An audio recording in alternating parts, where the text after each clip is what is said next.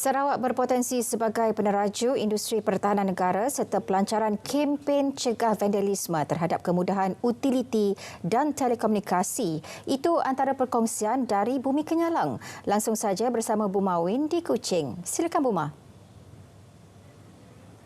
Baik Zahira, terima kasih.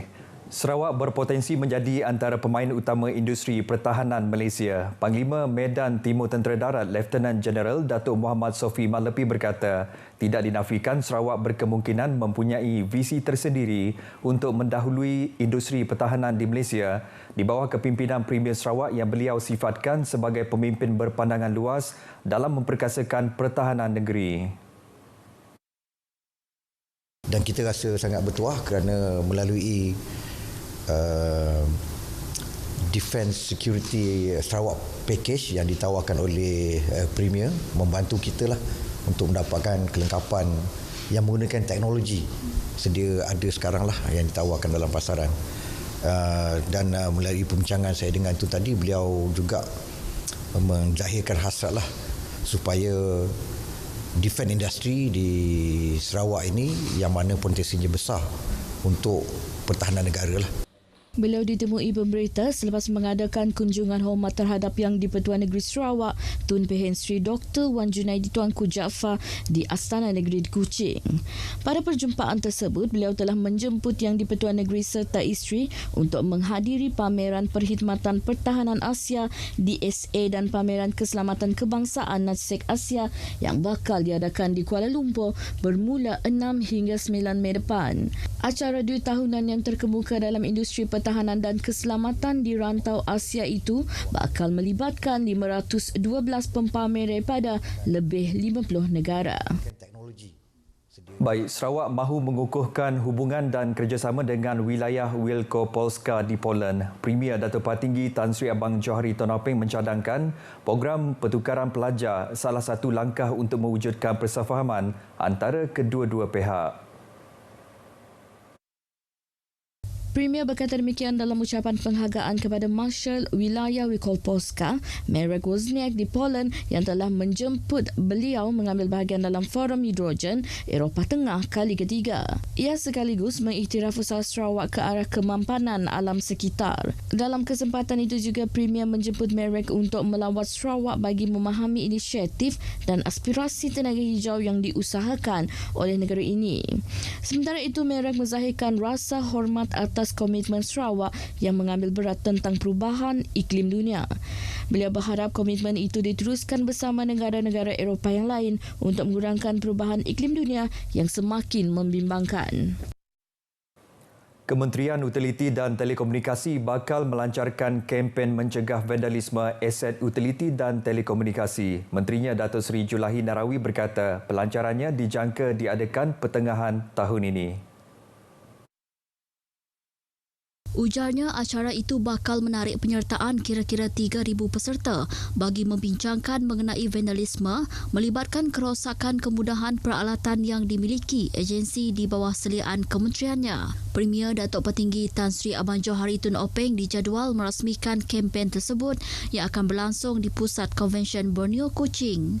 Jadi oleh kerana kerosakan ini melibatkan keresahan masyarakat awam dan juga melibatkan gangguan kepada kemudahan yang diperlukan oleh pihak awam, terutama sekali aset-aset yang dikendalikan oleh agensi-agensi kami, maka kami merasakan bahawa kempen secara besar-besaran ini memang wajar dilakukan. Menurut beliau lagi, kempen serupa pernah diadakan di beberapa buah sekolah tahun lepas dengan kerjasama Jabatan Pendidikan untuk memberi kesedaran kepada pelajar tentang kerosakan disebabkan vandalisme. Beliau berkata demikian dalam satu sidang media di Kuching. Mahkamah Tribunal Tuntutan Pembeli Rumah Sarawak TTPRS malam memerintahkan MD Realty and Development Sendirian Berhad membayar ganti kepada 5 pembeli atas kelewatan menyerahkan rumah yang melibatkan bayaran keseluruhan berjumlah RM101,598.72. Presiden TTPRS Datuk Maznah Dasmi berkata 5 orang pembeli rumah tersebut sepatutnya menerima penyerahan rumah pada Februari tahun lepas, namun pemaju gagal mematuhi perjanjian.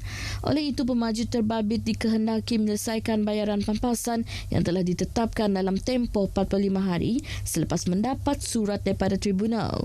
Datuk Maznah berkata demikian dalam sidang media selepas sesi pendengaran kes TTPRS di Kuching. Menurut beliau lagi, pihaknya banyak menerima kes lewat menyerahkan rumah terutamanya semasa Perintah Kawalan Pergerakan akibat pandemik COVID-19 beberapa tahun lalu.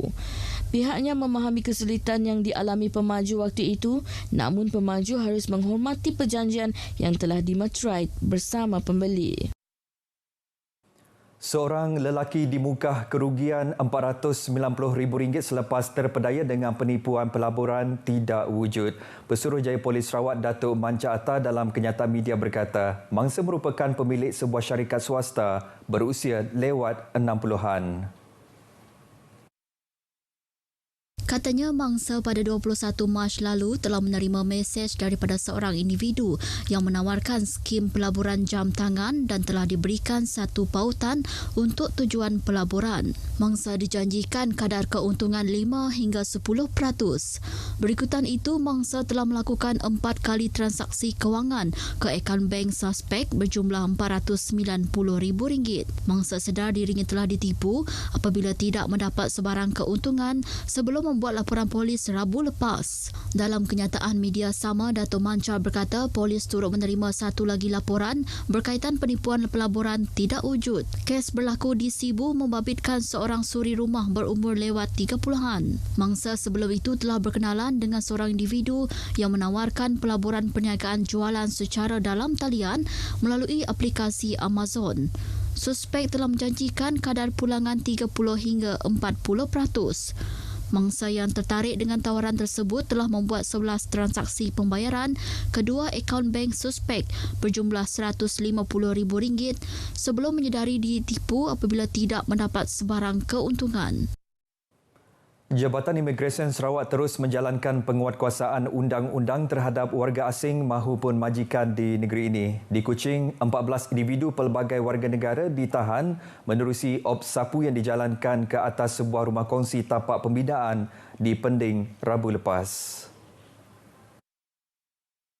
Keseluruhannya, 19 individu telah diperiksa menerusi operasi tersebut dan 14 yang ditahan didapati telah melakukan pelbagai kesalahan, antaranya tinggal lebih masa dan tidak memiliki pas kerja yang sah. Kes disiasat di bawah Seksyen 6-1-C dan Seksyen 15-1-C Akta Immigration 1959-63 serta Peraturan 39-B Peraturan Immigration 1963. Orang ramai yang mempunyai maklumat berkaitan kehadiran individu disyaki diminta menyalurkan aduan ke pejabat imigresen berdekatan atau menggunakan saluran aduan secara dalam talian.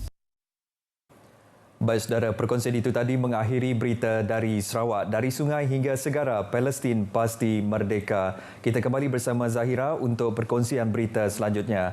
Zahira, silakan. Baik, terima kasih Buma.